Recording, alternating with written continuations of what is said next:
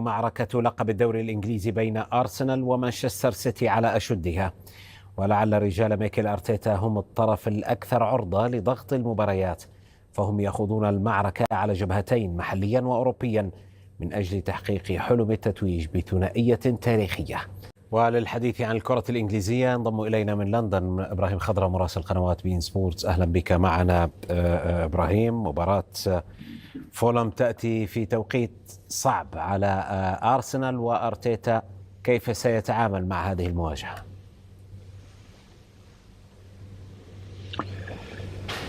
نعم، تحية لك جهاد وللمشاهدين. ربما هو توقيت صعب دون أدنى شك، لكنه بأمس الحاجة لهذا النوع من المباريات، خاصة وهو يملك السطوة على مستوى لقاءاته مع فولم في 32 مباراة بيتية. لم يخسر أرسنال أمام فولم، وهذا رقم قياسي لأي فريق على مستوى مواجهات البريمير ليج مع أي خصم في اللقاءات البيتية. ولذلك يريد أرسنال أن يواصل هذه الهيمنة على مستوى لقاءاته مع جاره اللندني، ويواصل في هذا التوقيت الحاسم للغاية بالنسبة لأرتيتا. كل نقطة لها حساباتها، وكل تعثر سيكون له تبعاته دون أدنى شك، خاصة وأن هذه المباراة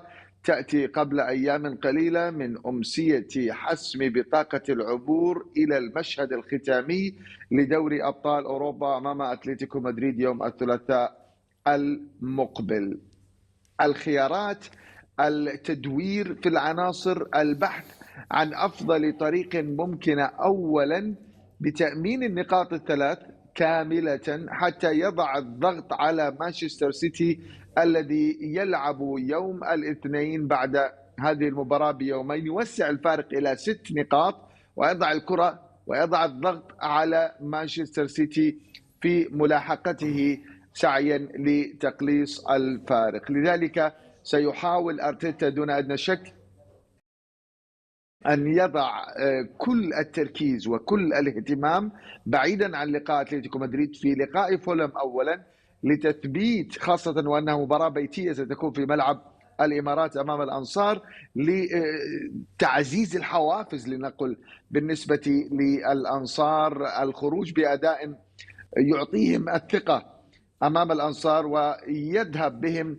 بعيدا، ويقترب أيضا من لقب طال انتظاره بالنسبة للجانرز على مستوى هذا الموسم. طيب، ابقى معنا إبراهيم، سنعود إليك. حين تتحدث الأرقام يظهر تأثير اللاعبين الحقيقي، وخلال أسابيع قليلة تحول اسم واحد إلى العامل الأكثر حسما في نتائج مانشستر يونايتد. قمة كبيرة لبرونو ورفاقه، قمة أخرى طبعا ستجمعهم بفريق ليفربول. إبراهيم، يعني الفوز في هذه المباراة، ونحن نعلم ما معنى الفوز على ليفربول بالنسبة لمانشستر يونايتد، ألن يضاف إلى السجل الرائع لمايكل كاريك الذي حققه منذ وصوله إلى قلعة أولد ترافورد، وبالتالي يتغير القرار، يتم التعاقد معه مدرب دائم، أم أن القرار منتهي؟ تكفي الإشارة جهاد إلى أن مايكل كاريك منذ تعيينه مدربا لمانشستر يونايتد هذا الموسم لم يحقق أي فريق نقاطا أكثر مما حققه مع مانشستر يونايتد. 29 نقطة حصدها مع الشياطين الحمر.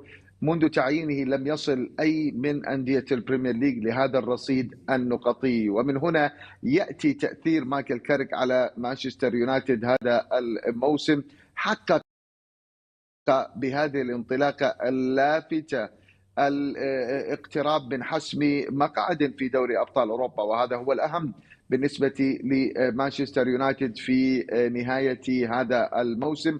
هذا ما يبحث عنه الشياطين الحمر خلال الموسم الحالي لإنقاذ ما يمكن إنقاذه بعد الكثير من التعثرات مع روبن أموريم، أبعدتهم كثيرا عن المراكز الأولى في جدول ترتيب البريمير ليج.